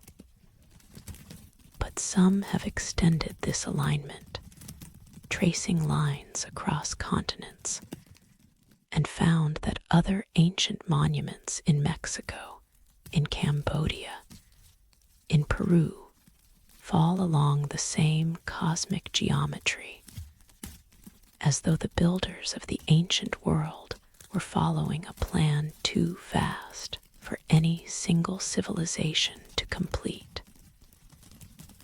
Coincidence, imagination, or something else, a memory of connections we have lost, a knowledge of relationships we have forgotten how to see. Let us walk one of these paths. Imagine yourself in the hour before dawn, standing at a place where two ley lines cross. The grass is wet with dew. The air is cold, carrying the scent of earth and something else, something electric, something that makes the hair on your arms stand up. The sky is still dark, but the stars are beginning to fade, as though the approaching sun were dissolving them one by one. You begin to walk. Not on a road, there is no road here, but along a line you can feel more than see. It pulls at you gently, like a current in a river, like the faint tug of a magnet beneath the earth. Your feet know where to step. Your body knows which direction to turn. You are not walking to anywhere in particular. You are simply walking along something, a thread, a channel, a memory laid down in the land so long ago that even the earth has forgotten, but not entirely. The path leads you through a forest where the trees grow in strange patterns, their branches reaching toward an invisible center. It leads you past a spring that bubbles up from rock, its water cold and tasting of minerals and time. It leads you to a hilltop where a single standing stone waits a marker, a guardian, a point of connection in a network that spans the world. You place your hand on the stone. It is cold, but something moves beneath the surface. A vibration, a pulse, a rhythm that matches your heartbeat, or that your heartbeat matches. You are not sure which. You are not sure it matters. What would it mean if the paths were real? It would mean that the ancients understood something. We have lost a relationship between earth and sky, between stone and star, between the places where humans built their monuments and the forces that flow beneath and above all things. It would mean that the world is not random, not chaotic, but patterned, and that we, if we learn to see, can walk those patterns and become part of them. It would mean that we are not separate from the land, but woven into it. That the energy that flows through the earth flows also through us. That the paths exist not only out there, in the fields and forests, but in here, in the networks of our nerves and the chambers of our hearts. Perhaps this is why the idea of ley lines persists, even in the absence of proof. It speaks to something we long for: connection, meaning, a sense that we are part of something larger than our individual lives. The paths promise that the world is enchanted, that the sacred has not been erased, that there are still ways to walk that lead beyond the ordinary into the numinous. Whether they exist as literal energy channels or only as metaphors, the paths call to us. And sometimes, perhaps, that calling is enough. Let us rest now at the crossroads. The sun has risen. The stars are gone, though they are still there, hidden by light, waiting for darkness to reveal them again. The path stretches out before you and behind you, and in every direction invisible but present, like veins in a leaf, like threads in a tapestry. Close your eyes. Feel the ground beneath your feet, solid and ancient and alive. Feel the pull of the path, faint but unmistakable, a suggestion rather than a command. And know that wherever you walk, whatever roads you take, you are always on the path. The path is everywhere. The path is inside you. Sleep now. Let the ley lines hum you toward dreams. Let the earth cradle you as it has cradled walkers since the first feet touched the first stone. And tomorrow, when you wake, look at the world with new eyes. Look for the patterns. Listen for the pulse. The paths are waiting. The stars are watching. And the walk always continues. Beneath the sands of Egypt, beneath the weight of 4,000 years, beneath the stone that has watched dynasties rise and crumble like dust in wind, there are chambers that no living eye has seen. Hidden spaces, sealed since the time of the pharaohs, holding secrets we can only imagine.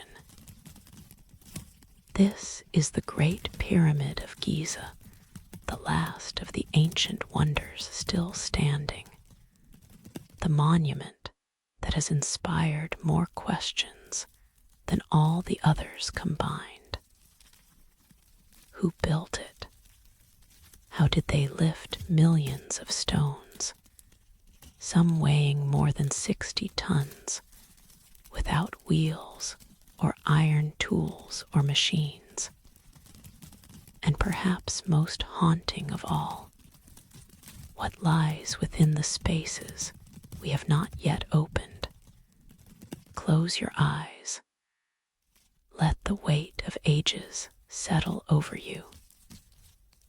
And let us descend together into the darkness, following a single candle flame through passages that may lead to wonders or to secrets the ancients intended never to be found. The pyramid was built during the reign of Khufu in the 26th century before the Common Era. This much we know. But beyond this fact, almost everything is uncertain, contested, wrapped in the shadows of speculation. The official purpose was as a tomb monument to house the body of the pharaoh for eternity, to protect his journey through the afterlife, to proclaim his glory to all the ages that would follow. And yet, when explorers first entered the pyramid in modern times, they found no body, no treasures, only empty chambers and long, silent corridors leading to rooms that seemed to have been abandoned before they were ever used. Where is Khufu? Where are the riches that would have accompanied him to the afterlife?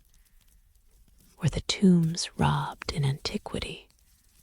Or was this never a tomb at all, but something else entirely, a temple, a machine, a repository of knowledge, a portal to other realms? We do not know. The pyramid keeps its secrets.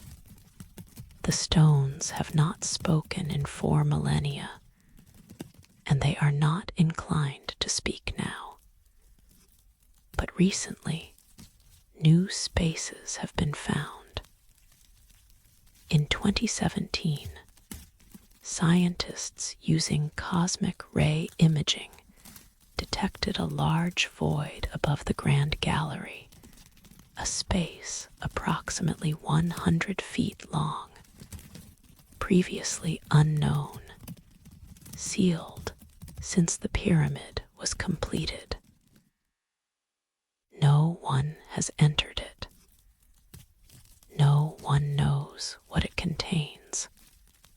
It exists only as a shadow on a scan, a negative space, an absence that suggests a presence we cannot yet comprehend. There may be other voids, other chambers, other secrets waiting in the 2,300,000 blocks that make up this impossible structure. We have explored only a fraction of the pyramid's interior. The rest remains dark, silent, patient. What might be there? This is the question that haunts Egyptologists and dreamers alike. Perhaps nothing empty space, structural necessity, the byproduct of construction rather than intention. Perhaps treasure, hidden so well that not even the tomb robbers of 3,000 years could find it. Perhaps texts, papyrus scrolls containing the knowledge of the pyramid builders, the secrets of their construction, the wisdom of a civilization that achieved things we still cannot explain. Or perhaps something else entirely. Something we cannot imagine. Something that waits in the darkness, not because it was hidden, but because we are not yet ready to see it. Let us descend. Imagine yourself at the entrance to the pyramid on the north face, where a narrow passage slopes downward into the stone. The air is still. The light from your candle illuminates only a few feet ahead, leaving everything else in shadow. The walls press close on either side, smooth limestone that has been touched by how many hands over how many centuries. You descend. The passage is so low that you must crouch, moving forward step by careful step. The air grows thicker, warmer, tinged with the dust of ages. Sound behaves strangely here. Your footsteps seem to echo and then vanish, as though the stone were absorbing them, holding them, adding them to all the other sounds it has collected over the millennia. The passage levels out, then rises. You climb through the grand gallery, a soaring corridor with walls that step inward as they rise, creating a space that feels both monumental and intimate. At the top, you enter the king's chamber, a room of red granite, empty save for a single stone sarcophagus, lidless, uninscribed, holding nothing but darkness. You stand there for a long time. The candle flame does not flicker. There is no wind here, no breath but your own. Above you, somewhere in the black mass of stone, is the void they discovered. Below you, beneath the bedrock, are passages that have never been fully explored. All around you, the pyramid waits silent, patient, keeping its secrets close. Why does it matter? Why do we care about empty chambers and sealed spaces? Perhaps because we sense that the pyramid is not merely a building. It is a message, a communication from the distant past, encoded in stone, waiting for someone who can read it. The builders went to extraordinary lengths to create this structure, aligning it with the stars, orienting it to the cardinal directions, shaping it with precision that modern engineers struggle to match. They did not do this for a tomb. They did this for something more, something we have not yet understood. The hidden chambers are part of that message. They are invitations to wonder, to question, to recognize that we do not know as much as we think we know. They remind us that the past is not a closed book, but an ongoing mystery, that there are still discoveries to be made, still secrets to be uncovered, still wonders waiting in the darkness for someone brave enough to seek them. Let us rest now in the king's chamber. The candle burns low. The shadows press close. The granite walls, brought from quarries 500 miles away, absorb your warmth and give nothing back. You are in the heart of the pyramid now, in a space that has not changed since the day the builders sealed it and walked away. Close your eyes. Feel the weight above you, millions of tons of stone, held in perfect balance, pressing down without crushing, surrounding without suffocating. Feel the silence so complete that you can hear your own blood moving, your own lungs expanding, your own heart beating in rhythm with something vast and ancient. The chambers that have not been opened are there, somewhere in the darkness. The secrets that have not been told are waiting. And you are here in this moment, connected to everyone who has ever stood in this space and wondered. Sleep now. Let the pyramid hold you. Let the darkness be a blanket, not a threat. And dream of passages leading to chambers filled with light, to knowledge preserved across millennia, to wonders that will be revealed when we are finally ready to receive them. The breath of kings lingers here. The silence speaks, and the pyramid, eternal and patient, keeps its watch over secrets that may yet change everything we think we know. On a small island in the vast Pacific Ocean, surrounded by the silent gaze of stone giants, there once existed a form of writing that has never been deciphered. Carved into wooden tablets, etched in lines that flow like water or coil like snakes, the symbols of Rongorongo remain a mystery, a voice from the past speaking in a language we have forgotten how to hear.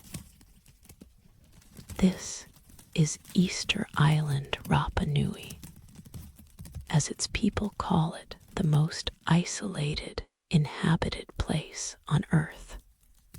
Here, surrounded by 2,000 miles of open ocean in every direction, a civilization rose and fell, leaving behind monuments that still mystify the world.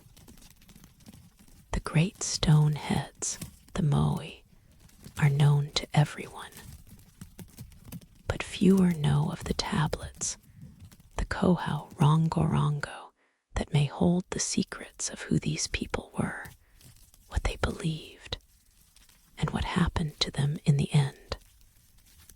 Close your eyes. Let the sound of waves crashing on distant shores fill your hearing. Let the isolation wrap around you like a cloak, and let us gaze together upon symbols that have waited centuries for someone to understand.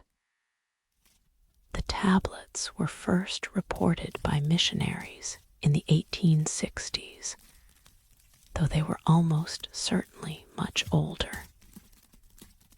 By then, the civilization that had created them was already in ruins. Disease and slave raids had devastated the population. The elders who knew the old ways were dying, and with them, the knowledge of what the symbols meant. The missionaries collected what tablets they could find, some hidden in caves, others used as fishing line wrappers, still others worn smooth from handling over generations. They sent samples to scholars in Europe, hoping someone could unlock the mystery. No one could. The script was like nothing anyone had seen before. Rongorongo is written in reverse boustrophedon, meaning that every other line is upside down, so that the reader must rotate the tablet 180 degrees at the end of each line. This alone is unusual, found in only a few other writing systems in human history. But the symbols themselves are even stranger. Human figures, birds, fish, geometric shapes, objects that might be plants or tools or things we cannot identify. They seem to dance across the surface of the wood, forming patterns that suggest meaning, but refuse to reveal it. What do they say? Histories, myths, prayers, astronomical records. instructions for the carving of the moe? We do not know. The tablets remain silent, speaking a language no living person understands. There was one man who might have known. His name was Metoro Ta-Ur, and in 1886 he was brought before a bishop who wished to understand the tablets. Metoro claimed to have been trained in the old way, to have learned from elders who could read the symbols. He agreed to demonstrate. For hours, Metoro chanted. He held the tablets before him and recited word stories, perhaps, or songs, while the bishop transcribed what he heard. But when scholars later analyzed the transcriptions, they found no consistent correlation between the symbols and the words. Metoro's chants were not translations. They were something else, improvisations, perhaps, or meditations inspired by the symbols. Or perhaps the symbols were never meant to be read in the way we understand reading, but to serve as prompts for oral recitation, keys that unlocked memorized texts. We do not know. Metoro died without fully explaining. The other elders who might have known had already been taken by the slave ships or the diseases that followed. The knowledge, whatever it was, went with them into silence. Let us hold one of the tablets in our hands. Imagine the wood toramiro, a tree that once grew on the island, but is now virtually extinct there. Another casualty of the same collapse that silenced the script. The tablet is smooth, polished by the hands of generations who held it as you hold it now. The symbols are shallow but precise, carved with tools that were made of obsidian and bone, by fingers that knew exactly what they were doing. Run your fingertip along the grooves. Feel the curves and angles, the repetitions and variations. Here is a birdman figure, perhaps representing Tangata Manu, the sacred birdman of Rapa Nui religion. Here is a shape that might be a fish, or a canoe, or something we have no name for. Here are marks that could be numbers, or sounds, or ideas that do not translate into any category we recognize. The tablet speaks. You can feel it, but you cannot understand. What is lost when a language dies? More than words, more than grammar or syntax, or the ability to order food or give directions. A language is a way of seeing a system of categories that shapes how its speakers perceive the world. A color that has no name in your language is harder to see, harder to remember, harder to distinguish from colors that do have names. A concept that your language cannot express is harder to think, harder to feel, harder to share with others. When the last speakers of Rongorongo died, an entire way of seeing died with them. The categories, They used to understand the world categories encoded in those flowing symbols became invisible, inaccessible, lost. We can photograph the tablets. We can measure and catalog and digitize them. But we cannot see what they saw when they looked at those lines. We cannot think what they thought when they carved them. This is the deepest loss, not the information, which might be recovered someday, but the perspective, the unique angle of vision that existed only in those minds, on that island, in that language. Gone.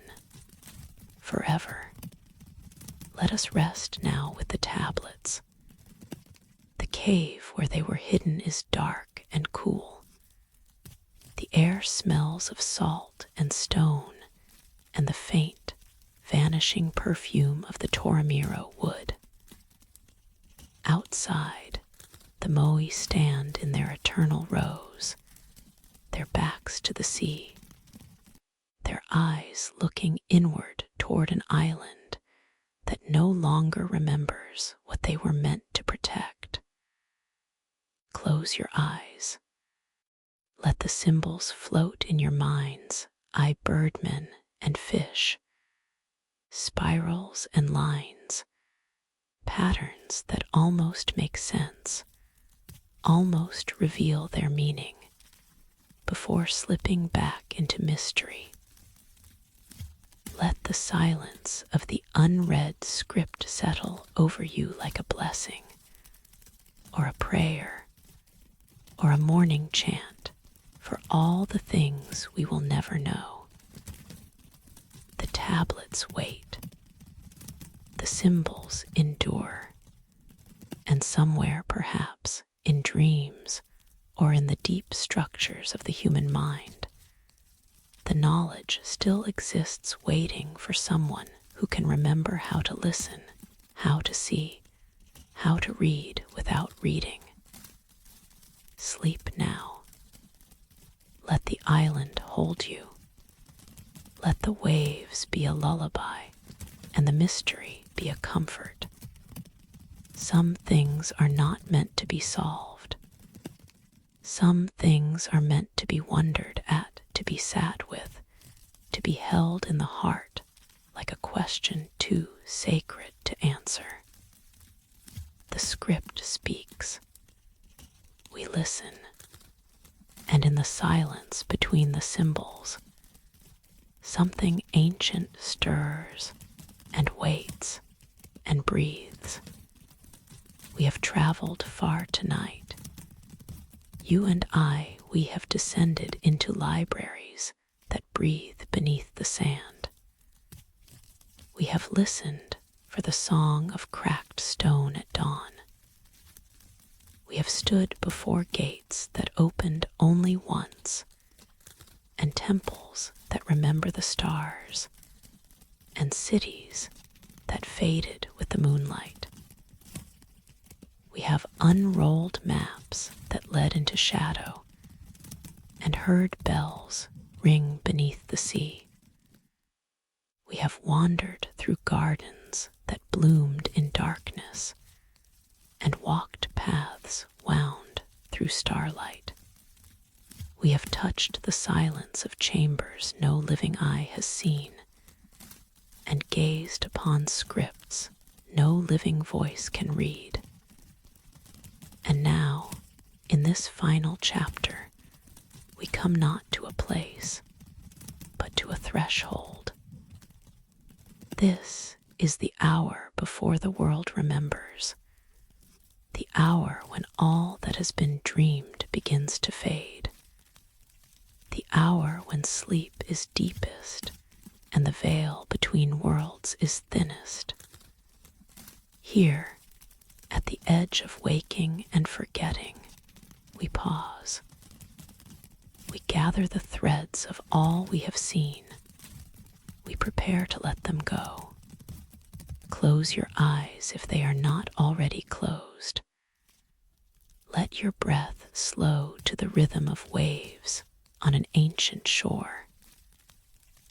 Let your heartbeat match the pulse of the earth, that slow, steady thrumming that has continued since the first stone cooled and the first water fell. You are part of that rhythm now. You have always been part of it. Tonight, you remembered how to feel it. The places we have visited are not gone. They never were. The Library of Alexandria still breathes beneath the sand in the part of you that loves knowledge, that cherishes the written word, that believes some truths are too precious to lose. The colossi of Memnon still sing at dawn in the part of you that responds to beauty, that hears music in broken things, that knows the cracks are where the light gets in. The gate of the gods still waits in the mountains in the part of you that longs for passage, for transformation, for the courage to step through into the unknown. The temple that remembered the stars still stands in the part of you that looks up at the night sky and feels connected to something vast and ancient and full of meaning. All the lost places live in you. This is what we have learned tonight, though we never said it in so many words. The cities buried in sand, the kingdoms drowned by sea, the gardens lost to time, they are not truly lost. They have been folded into the human story, into the great collective dream that we all share. When you think of them, when you imagine them, when you feel the ache of their absence and the beauty of their memory, they live again. You are their continuation. You are the place where they wait to be remembered. And perhaps this is what the ancients always knew. Perhaps this is why they built their monuments and carved their scripts and aligned their temples with the stars. Not for permanence. They knew nothing is permanent, but for memory, for the chance that someone someday would stand where they stood and look up at the same sky and feel the same wonder and understand that they were not alone. You are not alone. You have never been alone. Every human who has ever lived, every dreamer who has ever wondered, every builder who has ever raised stone against the dark, they are with you now, in this hour, in this breath. They are the library that breathes. They are the bell that rings beneath the sea. They are the garden that blooms in darkness, the path that winds through starlight, the script that waits to be read. Let us release these mysteries now, not to forget them, but to let them return to the place from which they came. They were born in silence, and to silence they will return. They were born in darkness, and in darkness they are most at home. The light of waking will not destroy them. It will only veil them gently until the night comes again and the stars emerge and the hour of remembering returns. Sleep now. Let the lost city of eternal silence enfold you. Let its walls be soft as breath, its streets paved with dreams, its towers rising into a sky that is also the inside of your own mind. You have earned this rest. You have traveled far. You have wandered well. The scrolls are safe in their hidden chambers. The gate waits for someone who has not yet been born, or for you in some future night when you are ready. The bells ring on, far below the surface, marking time for the drowned and the living alike. The garden blooms. The path continues. The breath of kings lingers in sealed chambers, and the script speaks in a language older than words. One candle still burns. Somewhere in the darkness, in a chamber that has not been opened for 1,000 years, a single flame flickers. It does not waver. It does not fade.